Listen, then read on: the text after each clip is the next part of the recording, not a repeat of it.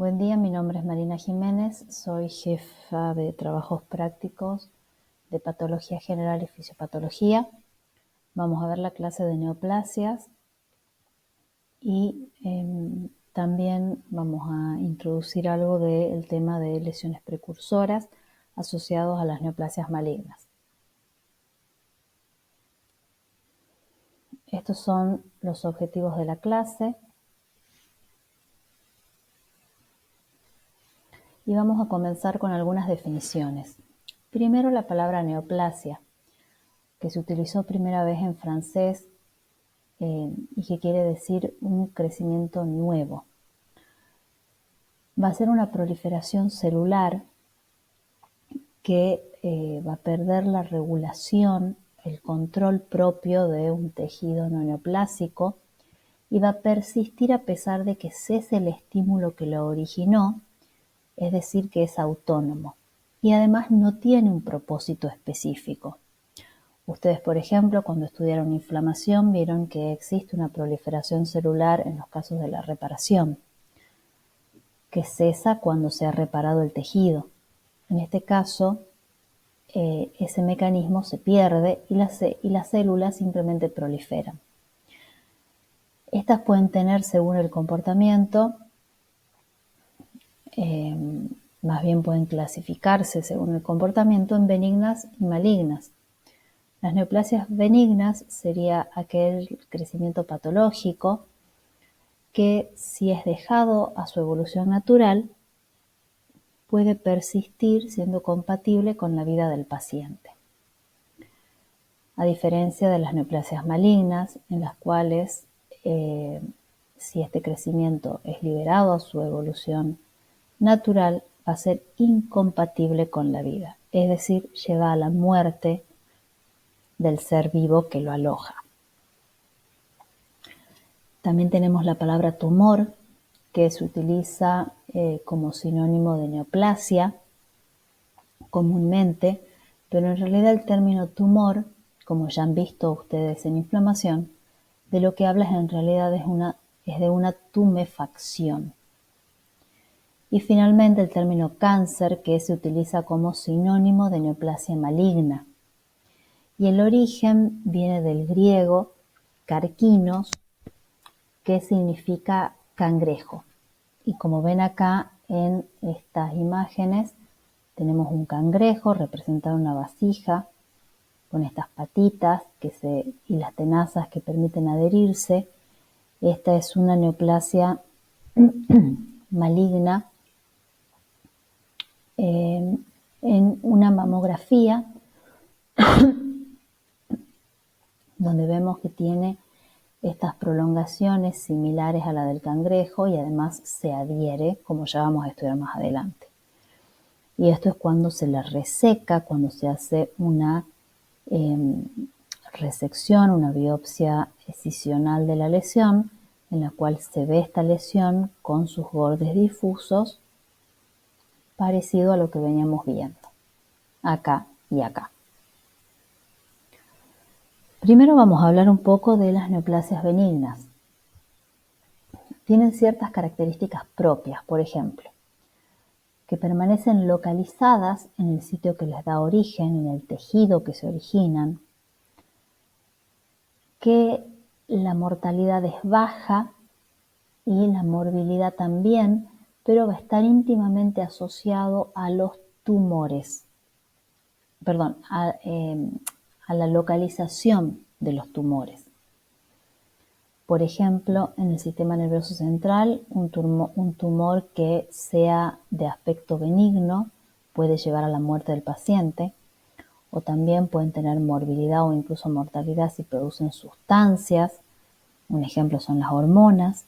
Y también existe la posibilidad de una transformación hacia una neoplasia maligna que, si bien no es frecuente, se da en algunos casos. Para denominarlas se va a agregar el sufijo oma al tipo celular que les da origen.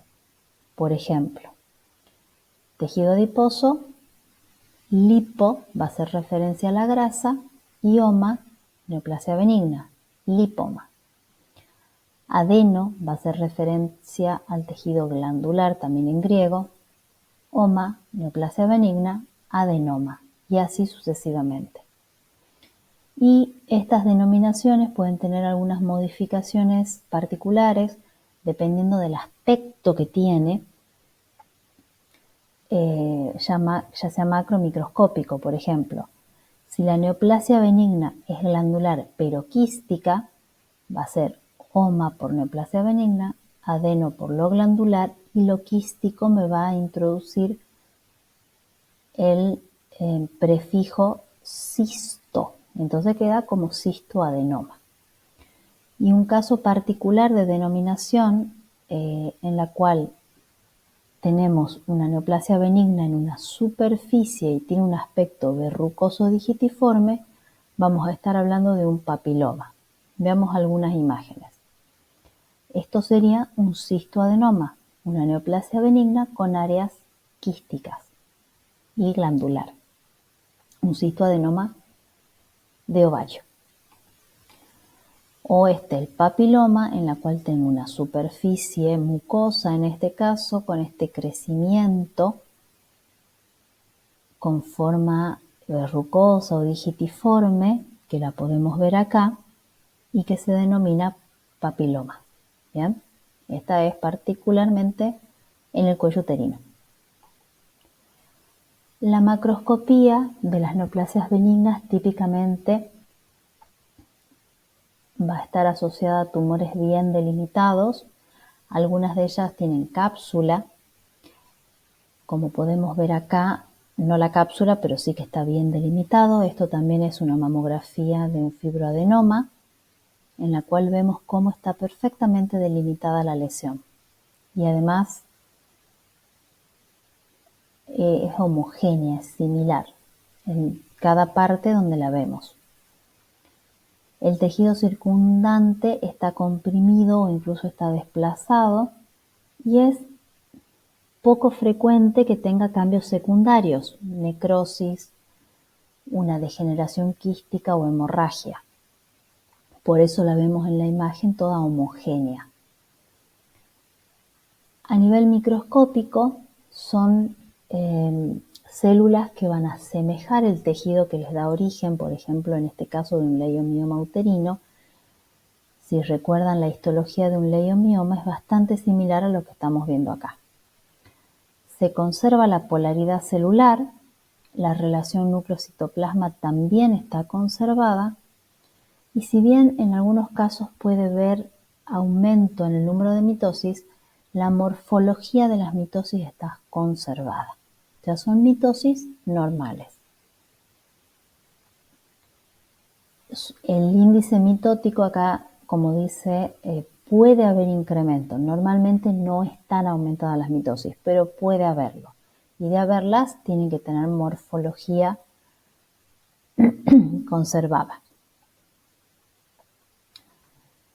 Otras características es que suelen ser genéticamente estables, a diferencia de las neoplasias malignas. Esto ya lo hemos estudiado en carcinogénesis. Es inevitable hacer una comparación entre benignas y malignas, y esto es un punto. En este punto hay que recordar que las neoplasias malignas tienen más tendencia a ser genéticamente inestables, a diferencia de estas. Suelen mantener la función, el tejido que se genera, el crecimiento es lento y expansivo, y el pronóstico suele ser bueno, pero pueden tener complicaciones locales. En esta imagen estamos viendo una lobectomía tiroidea, es decir, se sacó un lóbulo tiroideo en el cual se ve esta lesión benigna. Fíjense que está bien delimitada, incluso tiene una cápsula.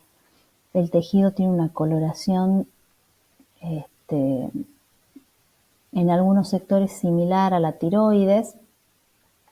Lo que sí tiene es este brillo coloide característico, y que puede verse también en el tejido tiroideo. Acá no se ve tanto el tejido tiroideo, sí se ve la tinta china, pero no tanto el tejido tiroideo. Y si bien acá tengo unas áreas un poco heterogéneas, esto puede estar asociado a una hemorragia por una punción aspiración por aguja fina que se hace previamente en estos casos antes de resecar la tiroides. Y para ver un poco la microscopía de este caso, vamos a ir al link que tienen disponible acá, que sería este. No es exactamente el caso que les muestro, pero es un preparado escaneado representativo de la microscopía de un adenoma de tiroides. Entonces, no habíamos dicho qué era. Es una neoplasia benigna originada en la tiroides. La tiroides es una glándula, así que es un adenoma, ¿bien? Y se denomina adenoma folicular. Veamos, tiroides no neoplásica, neoplasia.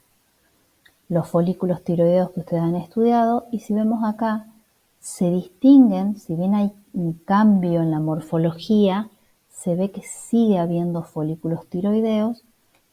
Fíjense acá la cápsula que está delimitando perfectamente esta lesión. Si vamos a más aumento, esta es nuestra neoplasia, produce coloides, si bien hay algunas áreas donde no tenemos producción de coloide aparentemente, en otras sí. Vemos que las células son bastante similares entre sí y además son bastante similares a las células del tejido no neoplásico. Bien, que esta sería la tiroides normal. Entonces, un adenoma folicular de la tiroides. Ahora vamos a las neoplasias malignas. En cuanto a la denominación, se va a agregar el sufijo carcinoma al tipo celular que las constituye y en algunos casos se va a utilizar la palabra carcinoma antes del tejido. Por ejemplo, acá tenemos tejido glandular, adenocarcinoma. ¿Bien? Y también, como nos pasaba en las benignas, puede haber modificaciones por el aspecto. Entonces, si es quístico, cistoadenocarcinoma. O acá en el caso segundo, en el segundo ejemplo, un epitelio plano estratificado, que es el escamoso, va a ser carcinoma escamoso o carcinoma de células escamosas. Acá ponemos la palabra carcinoma antes del tejido. En el caso de los tumores mesenquimáticos, se agrega el sufijo sarcoma al tipo celular que las constituye. Tejido cartilaginoso es condrosarcoma. Tejido adiposo, liposarcoma. Bien. En cuanto a la macroscopía, están mal delimitados, ya habíamos visto el origen de la palabra carcinoma con ese cangrejo, que era esta imagen de este tumor que yo lo tengo que dibujar, me cuesta distinguir los límites, no tiene cápsula, está invadiendo, está infiltrando en el tejido adiposo que lo circunda y se fija a esos tejidos, tiene un crecimiento infiltrante y para infiltrar necesita, si estamos hablando acá en un cáncer de mama, que es un tejido epitelial, va a tener que primero destruir su membrana basal para poder pasar al estroma. Todo eso va a ir infiltrando. Y pueden presentar cambios macroscópicos secundarios, como ser áreas de necrosis. Yo la necrosis la voy a ver luego al microscopio, pero acá la puedo ver como áreas friables, áreas reblandecidas de este tumor, que además pueden eliminarse y generar espacios quísticos y puede también tener espacios de hemorragia, áreas de hemorragia. Tienen consistencia frecuentemente aumentada en los carcinomas, se habla de consistencias duro-pétreas y consistencia blanda como carne de pescado en los sarcomas. En cuanto a la microscopía, pueden o no semejarse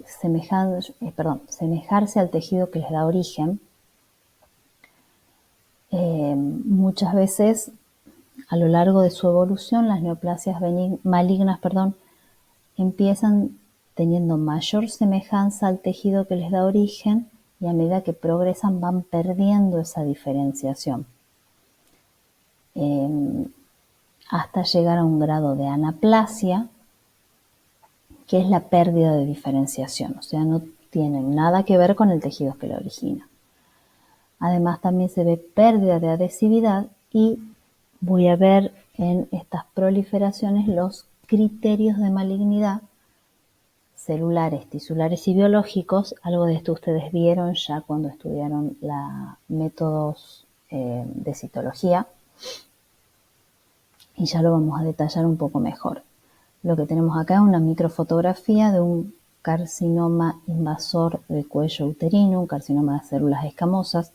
Acá tenemos el epitelio y vemos acá, obviamente neoplásico, cómo acá se está metiendo, está infiltrando en el corión subyacente a la membrana basal. Estamos viendo ese crecimiento infiltrante en la microscopía, ¿sí? Y acá vemos celulitas que se van desprendiendo por esta pérdida de la adhesividad. ¿Qué más podemos decir? Que genéticamente son inestables, como ya hemos mencionado. La función puede mantenerse o no dependiendo de la diferenciación, que es lo que hablábamos recién. Si no se parece nada al tejido que la origina, tampoco la función, pero en general pierden la función del tejido que la origina. Y pueden además sintetizar sustancias nocivas. El crecimiento suele ser rápido y pueden encontrarse varias mitosis. Y el pronóstico, como ya hemos dicho, lleva a la muerte si no se trata.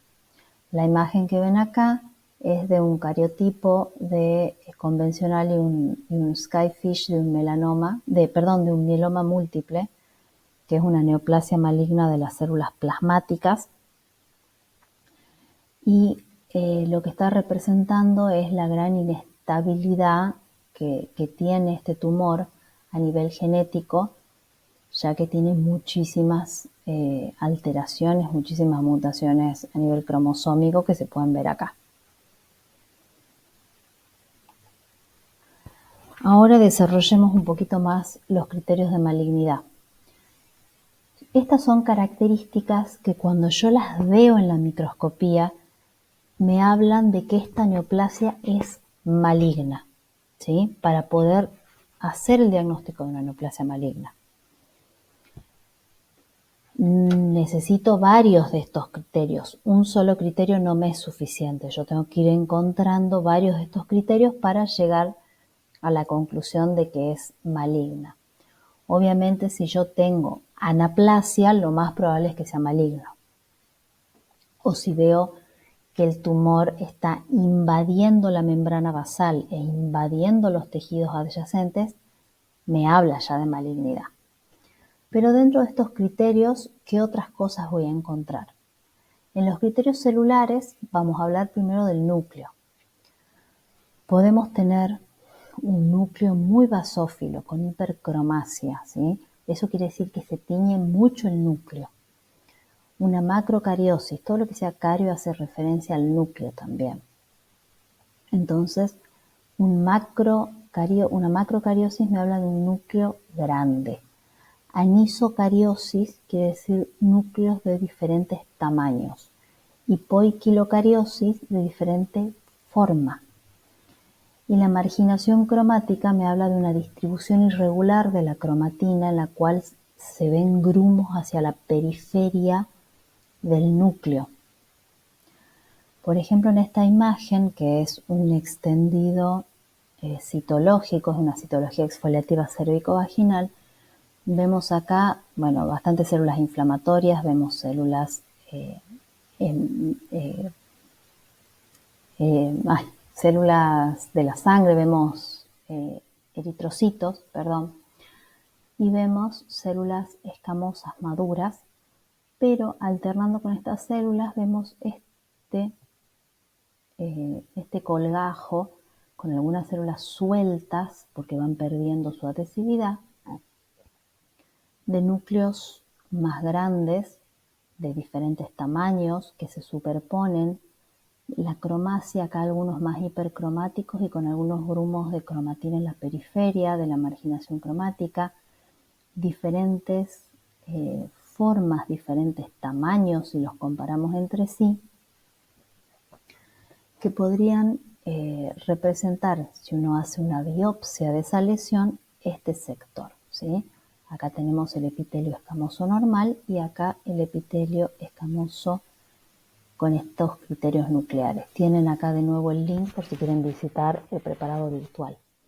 Fíjense la hipercromacia de estos núcleos, la alteración en la forma, como una naricita ahí.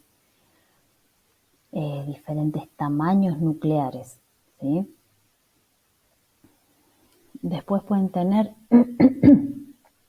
nucleolos prominentes, bien, este era un cáncer de mama, un adenocarcinoma de mama, y fíjense cómo tenemos estos nucleolos muy evidentes que no son normales.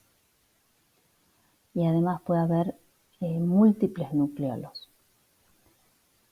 También las mitosis en general están aumentadas, y lo que sí va a ser típico de las neoplasias malignas son las mitosis atípicas, es decir, mitosis que no siguen la morfología normal de una mitosis, que sería esta de acá. Yo la distingo a la mitosis en metafase cuando están todos los cromosomas alineados en el ecuador. En cambio acá fíjense que los cromosomas no están alineados, ¿sí? O sea, acá me está hablando de que tengo más centrómeros de los que debería tener y que esa división de los cromosomas va a ser totalmente atípica.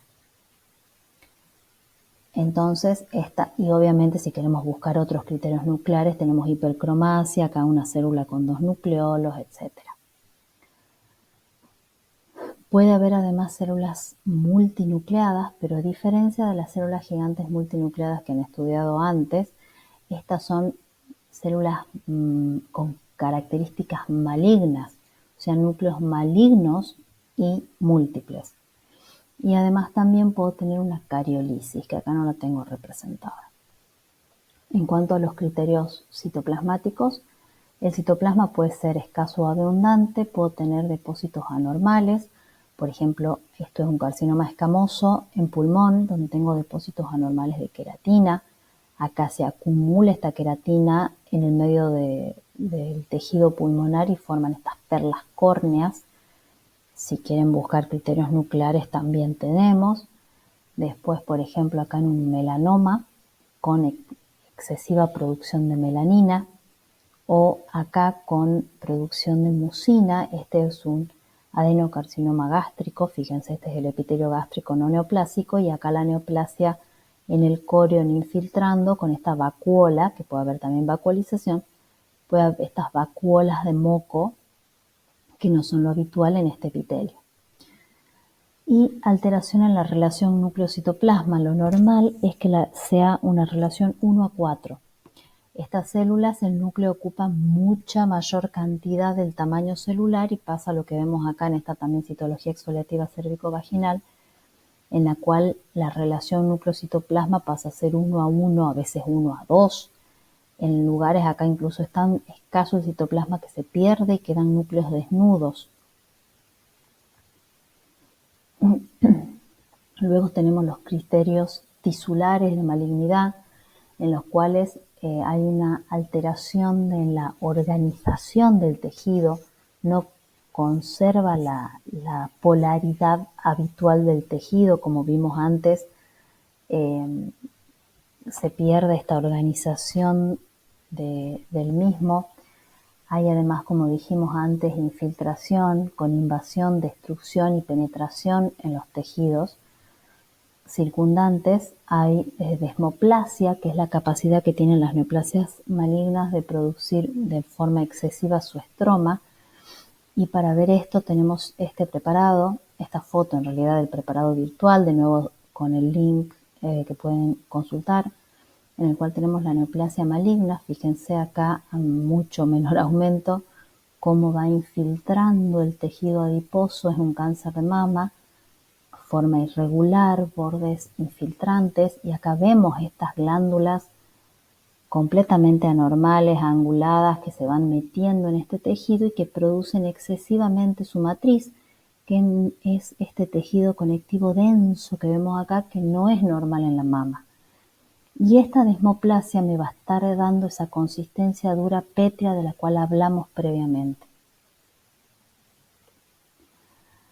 Además, también puede observarse necrosis y hemorragia, que ya habíamos mencionado. En este caso es un adenocarcinoma de colon en una endoscopía. Fíjense que acá tenemos el colon y este es el tumor. Tenemos acá una úlcera con fibrina en la base, con el exudado fibrino leucocitario en la base, que esto es tejido tumoral que se necrosó, se perdió y quedó esta solución de continuidad, cosa que sucede en los tumores malignos de las superficies mucosas o en la piel. Y fíjense también acá, por ejemplo, un poco de hemorragia. Otra característica es la estroma reacción, que es una reacción inflamatoria del huésped contra esta neoplasia maligna. Y lo que mostramos acá es la invasión vascular, ¿sí? Que puede invadir vasos linfáticos o sanguíneos. Otra característica, es la relación de las células entre sí se ve alterada. Como ya habíamos mencionado, se pierde la adhesividad, se pierde la inhibición por contacto y otras características propias de las neoplasias, de los tejidos. Y finalmente, los criterios clínico-biológicos de malignidad. Hay una caquexia por cáncer, en la cual son los pacientes con enfermedades en general ya con carcinomas avanzados. Son pacientes con fatiga, anorexia, anemia, tienen atrofia muscular, y se cree que esto estaría asociado a los mediadores inflamatorios, que se ha visto que está aumentado en los pacientes de este tipo.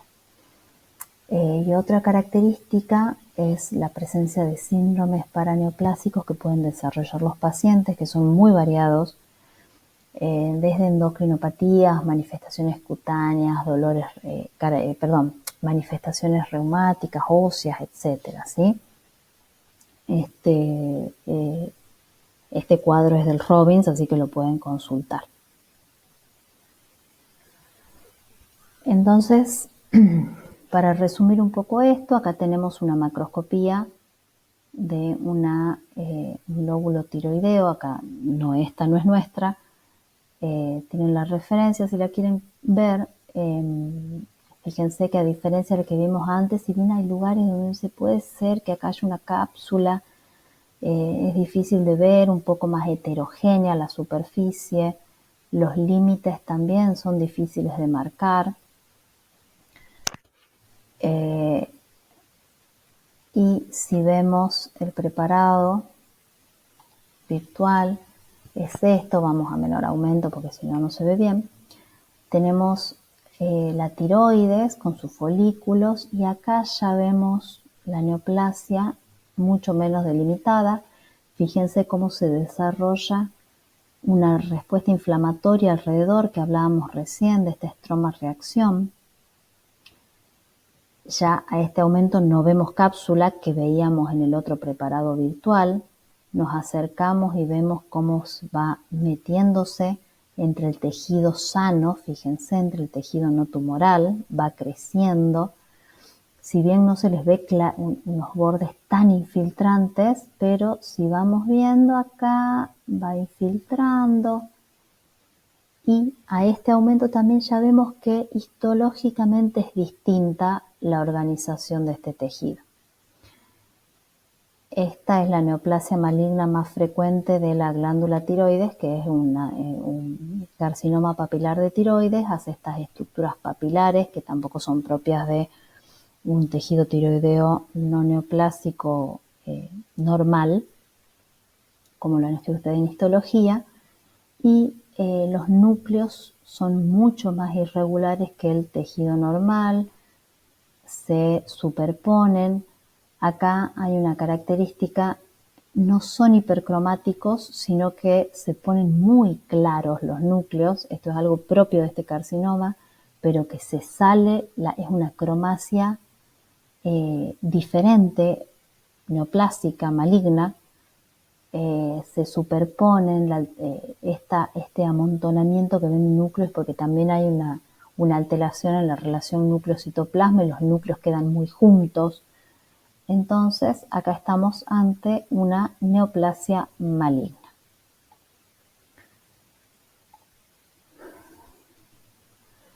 Hablemos un poco de la clasificación de las neoplasias. Este es un cuadro más general para tener un pantallazo general de cómo se organizan, cómo las clasificamos.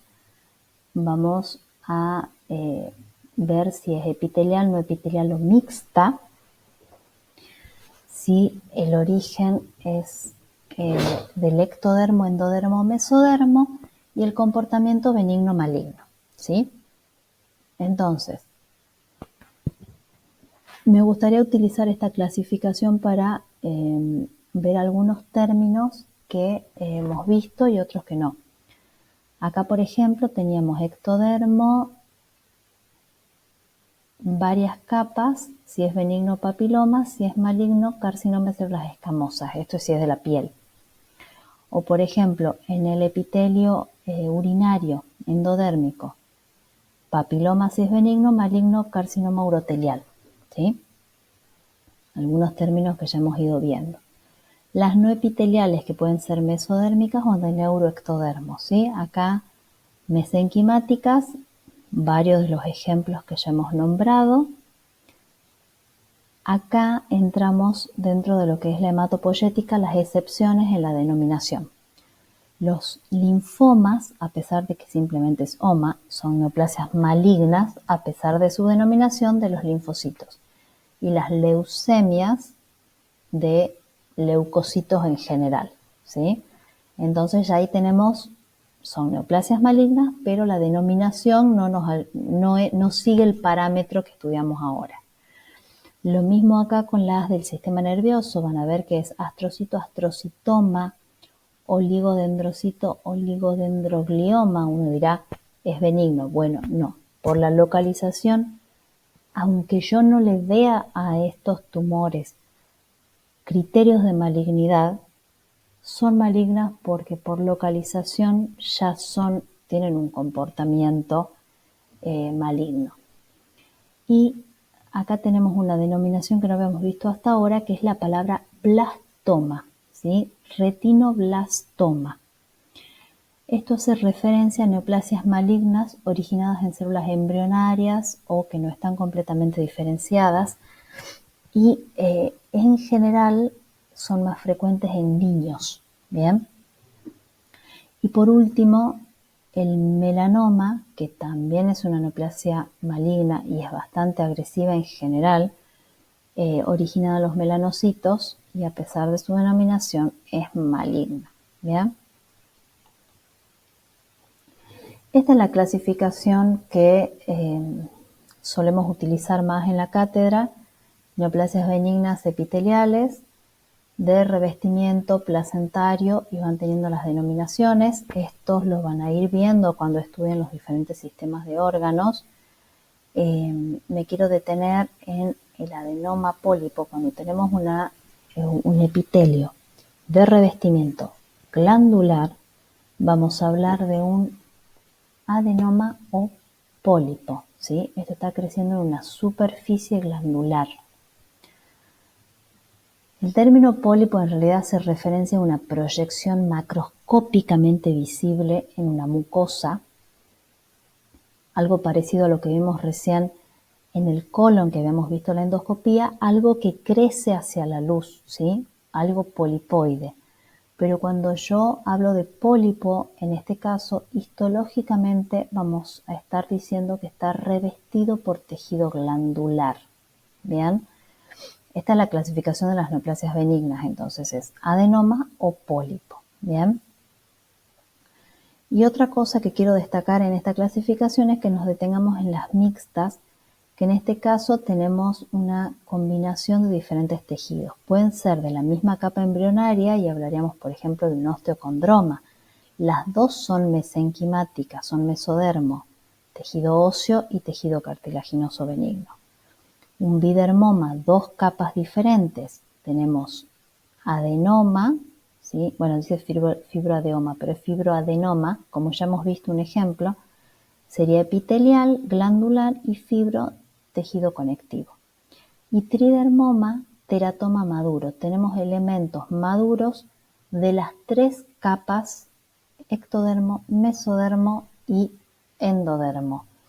Puedo ver, por ejemplo, un poco de epitelio tipo queratinizado como la piel, incluso anexos, puedo tener un poco de glándula tiroides, hueso, etc.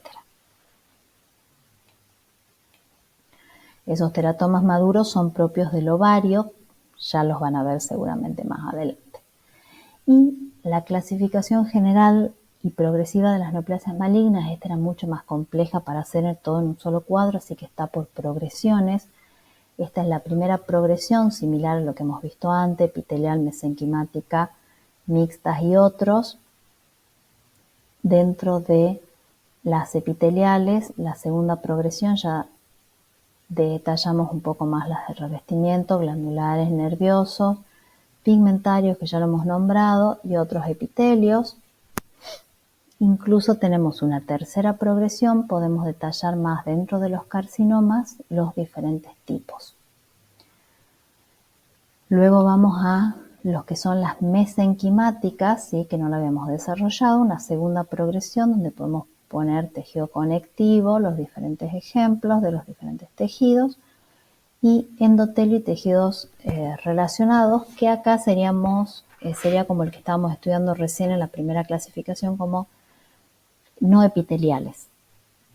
Entonces tenemos diferentes tipos de sarcomas, ¿sí? Y el mesotelio, que el mesotelioma, si bien se llama mesotelioma maligno, no hay un mesotelioma benigno, el mesotelioma es maligno y lo tenemos acá. Y acá un poco más de esta segunda progresión.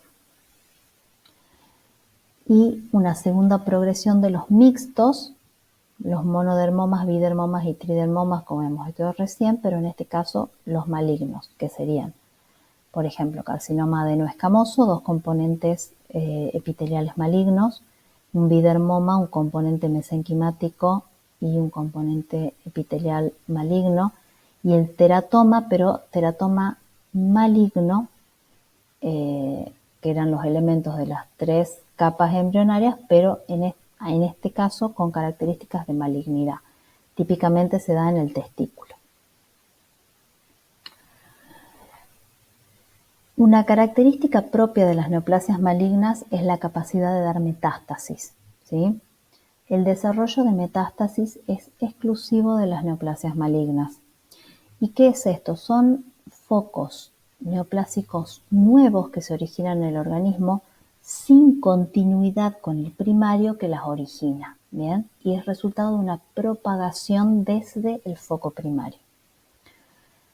En general tienen semejanza histológica, química y funcional con ese tumor, aunque esto es un poco variable, pero en general tienen cierta semejanza, pero también hay diferencias con ese tumor. Suelen ser menos invasivas, con límites más regulares e incluso a veces tienen cápsula. Acá, por ejemplo, son metástasis en el hígado y acá en el pulmón, fíjense, bastante bien delimitadas. Y una microscopía, esto es una metástasis en el hígado. Y fíjense, acá está el tejido hepático. No recuerdo en este momento de qué era la metástasis. Las características del tejido no me permiten determinarlo. Pero fíjense cómo tenemos acá el hígado. Esta es incluso encapsulada y bastante bien delimitada. Y esta génesis de la metástasis, bueno, acá está un poco resumida la evolución de la metástasis. Esto lo tienen muy bien desarrollado en el libro, pero lo que me parece interesante destacar es que todos estos pasos son bien complejos de realizar por estos grupos o estas células tumorales. Hay una interacción entre la célula tumoral y el microambiente que es fundamental. La célula tiene que poder desprenderse de sus células vecinas, invadir el tejido conectivo que la rodea, la membrana basal, pasar al tejido conectivo subyacente. En todos esos pasos no tiene que ser eliminada, tiene que poder migrar, que es algo que no hace normalmente una célula que está en un epitelio. Entonces son todas características que tiene que ir pudiendo tener esta célula, adquirir esta célula, que no es lo habitual. Por eso el desarrollo de metástasis no se da siempre, sino que es un grupo de las neoplasias malignas llegarán a ser la metástasis, que además tiene que llegar a un nuevo microambiente, a un nuevo órgano diferente al de origen, y poder crecer, ¿bien? Luego de haber recorrido el torrente sanguíneo sin que sea eliminada tampoco. Entonces todo este proceso implica una serie de cambios genéticos y cambios epigenéticos que le permitan a la célula o al grupo de células, porque en realidad son heterogéneas, digamos, como ya hemos estudiado en carcinogénesis, le permitan adquirir todas estas posibilidades.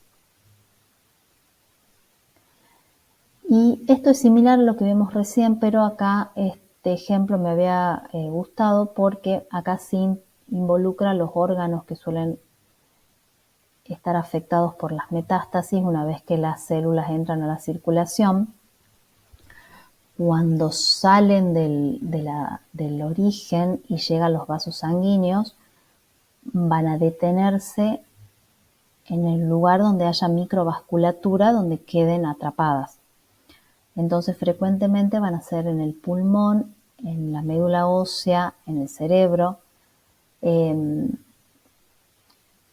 pero no siempre es tan fácil de explicar el origen de las metástasis. Y acá, además, es importante recordar que el hígado también es un gran receptor de metástasis, principalmente de los órganos que tienen drenaje por la vena porta, ya que va a ser la primera microvasculatura. Pero como les decía, no siempre es tan predecible saber dónde van a hacer metástasis los tumores. Acá hay algunos ejemplos. Por ejemplo, la próstata tiene preferencia por la médula ósea, bueno, el colon por el hígado, más que nada por el drenaje, la mama más por el pulmón que por el cerebro. Entonces hay algunas cosas que no se explican solamente por llegar a un nuevo lecho capilar. Y hemos hablado hasta ahora de las metástasis por vía linfática y por vía sanguínea, porque decíamos por el sistema porta de la vena porta y estamos hablando de sangre. Hemos hablado de estos dos primeros vías de diseminación. La linfática es la más frecuente y principalmente se da en carcinomas. Y en este caso, cuando se da la vía linfática, pueden generarse focos secundarios de tumor en los ganglios linfáticos. Luego la vía sanguínea es la que utilizan en general los sarcomas. Los carcinomas inicialmente van en general por vía linfática. No es que no usen la vía sanguínea, la pueden utilizar también, pero en general primero van por vía linfática. Los sarcomas van por vía sanguínea. Y los vasos que se invaden son en general los venosos, que tienen las vénulas, que tienen una pared más fina. Por ejemplo, acá que ya habíamos visto el ejemplo de esa invasión linfática, una invasión en un vaso venoso, fíjense acá la vénula y el tumor en la luz con todos estos eritrocitos ahí. La vía nerviosa o perineural que va siguiendo el tumor, el trayecto de esos nervios, fíjense este es el nervio y todo el tumor rodeándolo. Podemos tener siembra en cavidades corporales, por ejemplo, un tumor de pulmón, un carcinoma de pulmón que llega a invadir la pleura. En este caso vemos engrosada la pleura. Este paciente además tiene un derrame pleural y tiene engrosada la pleura en esta tomografía. Y en la microscopía se vería esto, ¿bien? Tejido pulmonar con sus alvéolos y la pleura engrosada con este tumor que la infiltra. Luego podemos tener un trasplante directo por instrumentos quirúrgicos o manos enguantadas o por líquido cefalorraquídeo a través de la vía aérea bronquial a lo largo de los uréteres o tejidos en aposición. Esto pasa en el urotelio, también en la vejiga, también sucede, ¿sí? Y por ejemplo, en este caso es donde estaba uno de los trócares de una laparoscopía que se hizo por un tumor de ovario, un carcinoma de ovario, y que luego hizo el nódulo en donde estaba el trócar en el tejido celular subcutáneo. Ahí que sería un trasplante directo.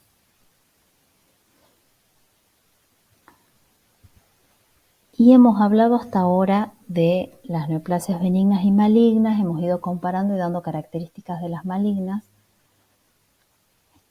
pero nosotros cuando hablamos de carcinogénesis hemos ido diciendo que era un proceso en el tiempo, que la célula va adquiriendo características genéticas que les dan un fenotipo maligno y que esto es un proceso.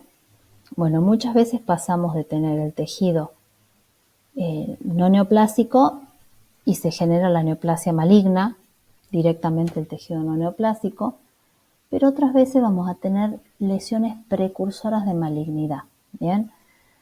Son alteraciones histopatológicas que pueden evolucionar o transformarse o asociarse a cáncer, a neoplasias malignas. ¿Y por qué es importante conocer que existen? Porque al reconocerlas, si se detectan a tiempo, podemos evitar que se genere una neoplasia maligna. Acá va a cobrar importancia el término displasia más que nada. Y también vamos a utilizar el término de atípico, ¿sí? Más que nada en las hiperplasias atípicas.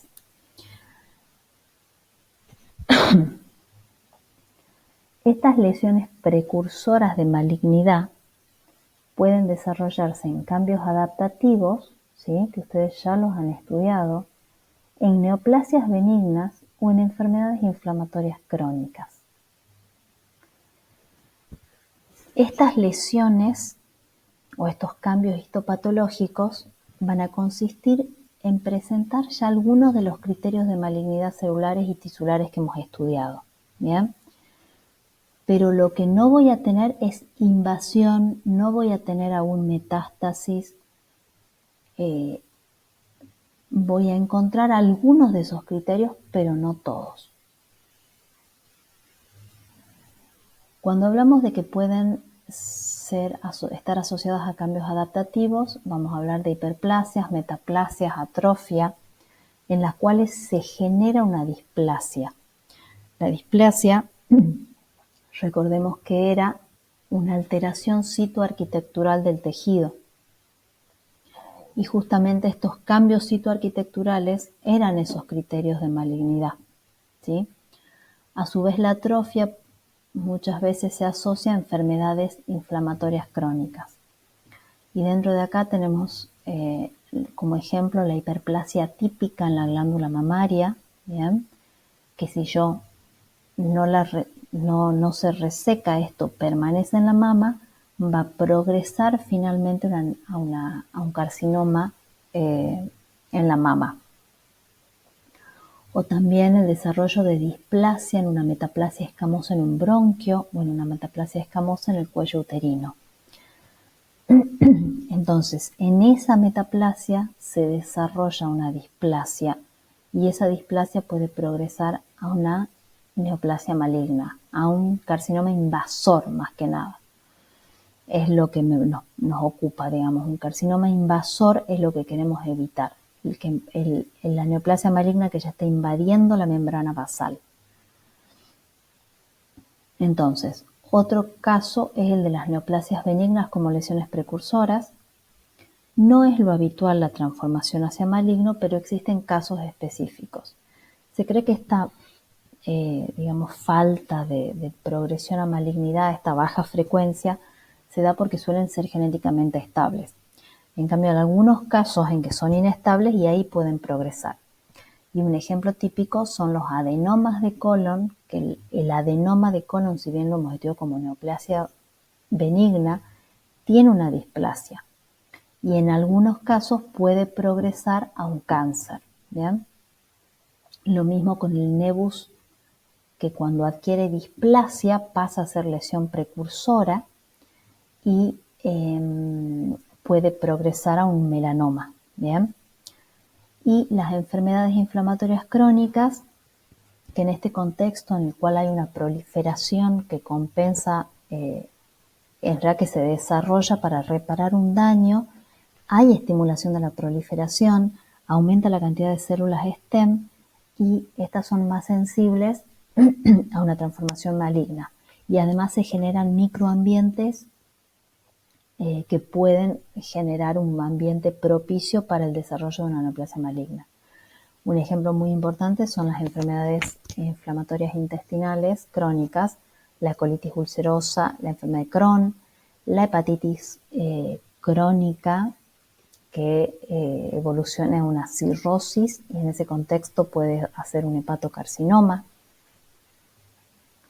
o la gastritis crónica trófica asociada al Helicobacter pylori. Esto ya habíamos hablado un poco en la clase de carcinogénesis.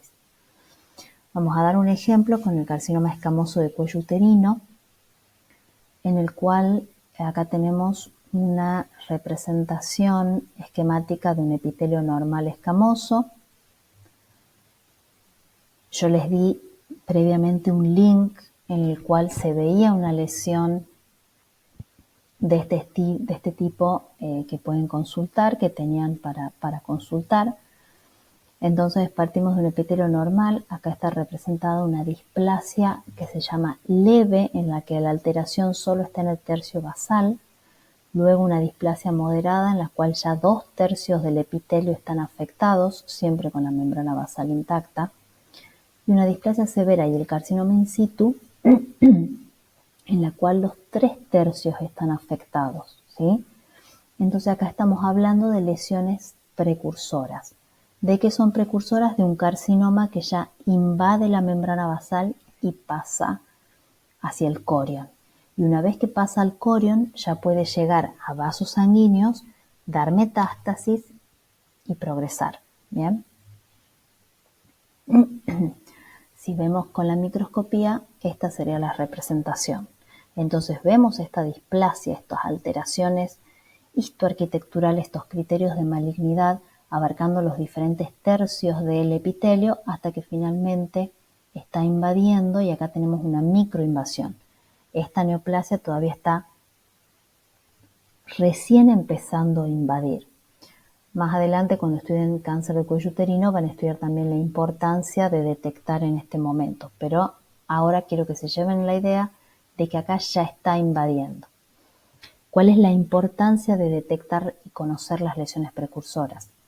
Particularmente, por ejemplo, el ejemplo este que tenemos acá en el cuello uterino, yo tengo un método para detectarlas precozmente que es sencillo, una citología, la citología exfoliativa cérvico-vaginal,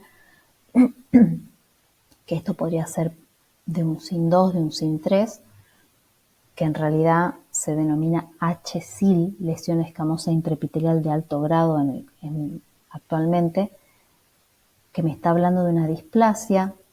Hago una biopsia, confirmo el diagnóstico y finalmente voy a ir a un tratamiento con resección del área afectada, lo que se llama un cono, para resecar una pequeña cantidad de tejido, pero como todavía es precursora de malignidad, sacando esa cantidad de tejido ya la paciente la puedo curar.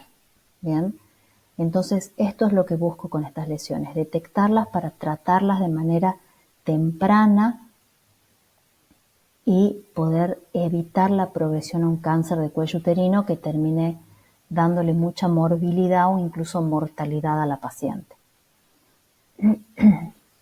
Y es importante que lo diferencien de lo que son los factores de riesgo, que el factor de riesgo es cualquier rasgo, característica o exposición de un individuo a algo que aumenta la probabilidad, en este caso, de sufrir cáncer.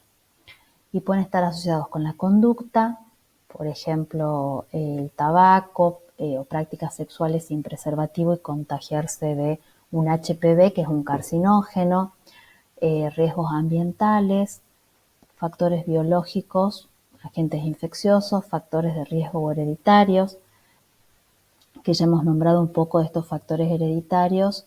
También en la clase de carcinogénesis hemos dicho que eran mutaciones heredadas por línea germinal y que le da predisposición al paciente a sufrir neoplasias, a desarrollar, neoplasias malignas.